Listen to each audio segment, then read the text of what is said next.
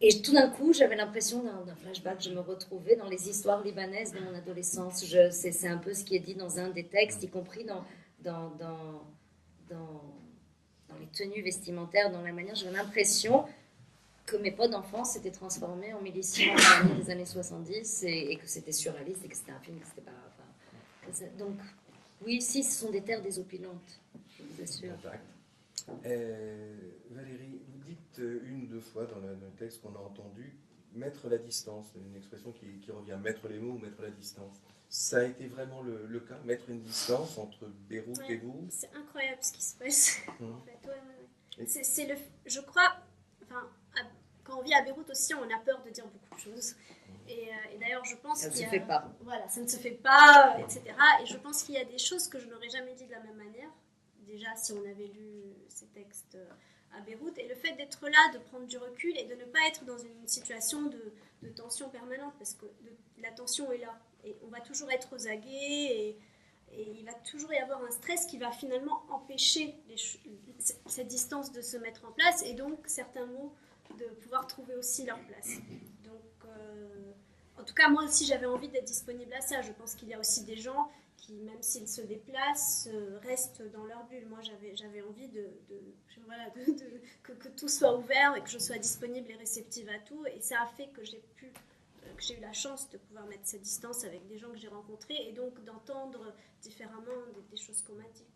Il y a une phrase que je notais, que j'aimerais bien que vous développiez un tout petit peu. Vous dites tout à l'heure, les résidences d'écriture, c'est frôler quotidiennement l'indécence en touchant ce que l'on cherche le plus à cacher en soi. C'est parce que je crois qu'aussi qu'on est beaucoup à l'écoute de soi-même et que parfois, ce qu'il y a à l'intérieur de soi, c'est pas... c'est soit des choses extrêmement tristes, parfois c'est aussi une violence extrême qui peut se transformer en rire. Et c'est ça, en fait, c'est avoir le temps d'observer les autres, mais aussi de s'observer soi et de chercher cette matière pour écrire à l'intérieur, et c'est pas très facile.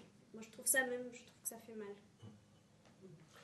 Le mot qui a été employé pour la soirée, c'est le mot escale. Alors, vous n'avez pas encore beaucoup de recul par rapport. Ça vous semble juste? C'est une escale dans votre vie? Valérie, à un moment, parle de parenthèse. Ouais. Est-ce que le mot parenthèse est plus juste? Quel mot vous mettriez sur ces 3 mois qui ne sont pas achevés pour vous? Alors, ça va être très compliqué parce que ce titre, on l'a inventé en 33 secondes, deux fois à côté du bureau d'Evelyne, parce qu'on voulait au départ que ce soit balade, mais Mille Lanceman a ses balades dans les jardins et pour qu'il n'y ait pas confusion. Voilà, donc du coup on s'est dit bon, on va pas prendre balade et puis on s'est dit bon, escale, donc oui, mais ça marche, non? Non, mais oui, absolument. Et je reprends ma question, ce sera une escale dans votre vie? Ouais. Moi j'espère que Beyrouth ne sera pas qu'une escale, j'espère que Beyrouth sera... Ou alors une escale répétée et longue, enfin des escales répétées et longues, j'espère que... Non, je peux pas me dire, je peux pas imaginer que je n'y retournerai pas, ça me semble évident que j'y retournerai pour faire autre chose, pour plus ou moins de temps, etc. Valérie, parenthèse, vous préférez?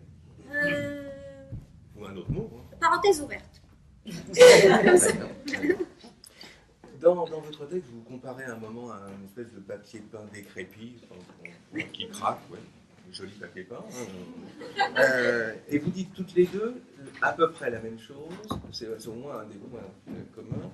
Valérie dit « j'ai probablement changé », et vous dites « un avant, un après ». Alors vous dites effectivement que c'est théâtral, d'accord, mais vous le pensez, il y a un avant et un après, ça ne sera pas vraiment pareil. Ouais. Après, c'est toujours très difficile à expliquer, je pense que ça ne tient pas qu'à Beyrouth, ça tient à un moment de vie, à mon moment de vie, à l'approche du chiffre rond, des choses comme ça, des moments où on fait, qu'on le veuille ou pas, un peu des bilans, et où je me suis toute l'année écoulée avant Beyrouth, j'avais vraiment peu fait de choses à l'extérieur, c'est-à-dire fait très peu d'ateliers, pas fait de création, et j'avais vraiment pris l'année pour écrire, et c'était super de la terminer avec Beyrouth, et pour réfléchir un peu de quoi j'avais envie dans ma vie professionnelle, dans ma vie personnelle, est-ce que j'avais envie de... Finalement, je suis venue à Paris pour 1 an ou 2, ça fait 20 ans que je suis là, est-ce que j'ai envie de re-signer pour 20 ans, est-ce que j'ai envie d'aller vivre ailleurs? Et tout ce processus, un peu, Valérie emploie le mot de mue, de métamorphose. Pour moi, enfin, on va dire qu'il s'est fini à Beyrouth de manière pas du tout douloureuse, mais plutôt heureuse et épanouie. Donc oui, je pense qu'il y aura un avant et un après, mais Beyrouth est une des composantes de cette métamorphose-là. Valérie, j'ai probablement changé. Vous n'en êtes pas sûr quand même, probablement. Ouais, je sais pas du tout pourquoi, c'est dans mon inconscient que je ne sais pas. Non, je sais que j'ai changé. Après, je dis probablement parce que si je sens que c'est très fragile, c'est-à-dire qu'il suffirait que je retourne vivre à Beyrouth et que je sois par exemple de nouveau sous tension et que j'ai très peur pour que tout se referme très vite. Bon, et là, je sais aussi par exemple que là, après, de toute façon, après Paris, je vais aller vivre en Turquie et je me dis que c'est bien de continuer à mettre de la distance si je veux pouvoir écrire. Parce que je sens que si je rentre à Beyrouth, entre autres avec la situation difficile autour, tout ce qui s'est passé là, c'est pas que ça va partir, mais qu'il y aura de nouveau quelque chose qui va se fermer autour. Tout à l'heure, dans la mise en scène, ce sera une dernière question, vous étiez interchangeable d'une certaine façon, vous jouiez un peu à ça. Pas dit que vous étiez identique, mais vous échangez vos propos, vous croisiez les mots. Enfin, vous avez l'impression d'être collègue de travail, complice, ami, vous avez des projets en commun, vous êtes... En tout cas, enfin, je peux parler pour moi. Valérie a été pour moi la première et la rencontre la plus forte que j'ai fait à Beyrouth. Donc après, c'est le hasard qui a fait, parce que ça se provoque pas en fait. C'est quelque chose qui après, oui, des lieux accueillants, etc., où on rencontre d'autres auteurs, c'est bien, ça crée les conditions, mais a priori, on n'était pas censé passer du temps ensemble. C'est juste parce que Valérie avait vu Evelyne avant. Evelyne m'a dit bah, je te donne son téléphone. J'ai laissé un message plus par politesse qu'autre chose. Je suppose qu'elle est venue me rencontrer plus par politesse qu'autre chose. On ne savait pas qu'on allait prendre. Enfin, finalement, ce premier café qu'on a pris a duré jusqu'à 22h du soir. Et 2 jours plus tard, on est parti se balader pendant 1 heure ou 2. Et on a marché, je crois, 8 ou 9 heures d'affilée dans Beyrouth. Et donc, on ne pouvait pas savoir qu'il y aurait cette rencontre-là. Oui, aujourd'hui, enfin, Valérie, c'est une amie, c'est une petite sœur, c'est quelqu'un de précieux. C'est un membre de la famille. Valérie, alors non, pas du tout. Non, pas du tout. Elle est trop slave et théâtrale à mon avis. Ouais, vous l'avez bien compris.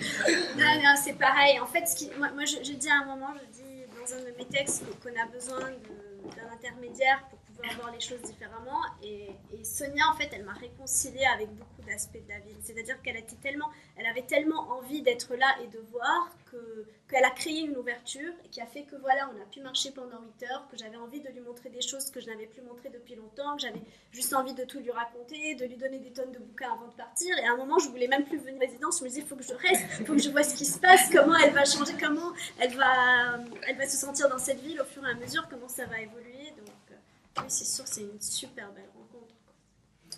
La suite, Lettres de Beyrouth, donc, qui vient de sortir, là. Et vous? Moi, je n'écris pas. En fait, c'est une blague. Non, moi, c'est-à-dire que j'ai eu du mal à écrire quotidiennement, ce qui fait que, par rapport à l'exercice des chroniques, je l'ai fait quand j'ai pu et j'ai trouvé ça vraiment difficile. Et en même temps, quelque part, j'étais là plus pour je sais pas, être réceptive en fait à tout ce qui se passait. Donc, j'ai un projet dans ma tête qui est assez...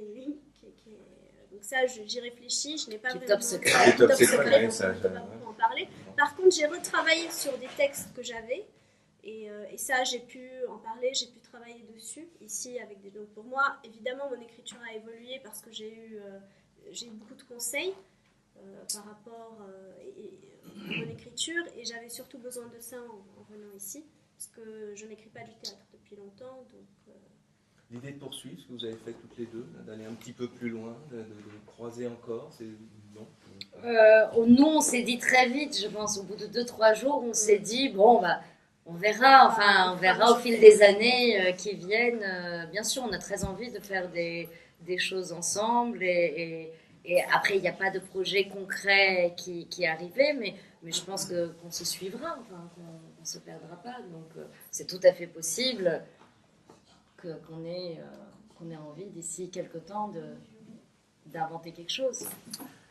Merci à toutes les deux, merci à Valérie qui pleure parce qu'elle est heureuse et à Sonia qui rit pour ne pas pleurer. C'est une dialectique assez intéressante. Merci aussi à ceux aux provocateurs, d'une certaine façon, qui ont joué ce rôle et qui vous ont stimulé. Et puis merci à tous ceux qui sont venus ce soir.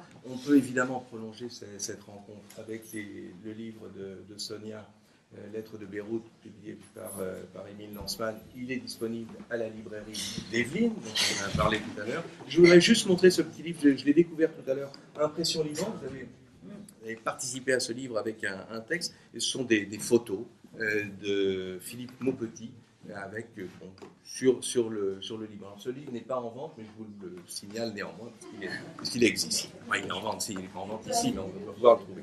Merci, bonne fin de soirée, merci à toutes les deux. Pardon ? Non seulement il y a conversation, mais il y a verre. Il y a en fait, oui, excusez, je vais me permettre de dire quelque chose parce que mes parents sont venus spécialement du Liban et c'est l'anniversaire de ma maman aujourd'hui, donc il y a gâteau, champagne, donc voilà.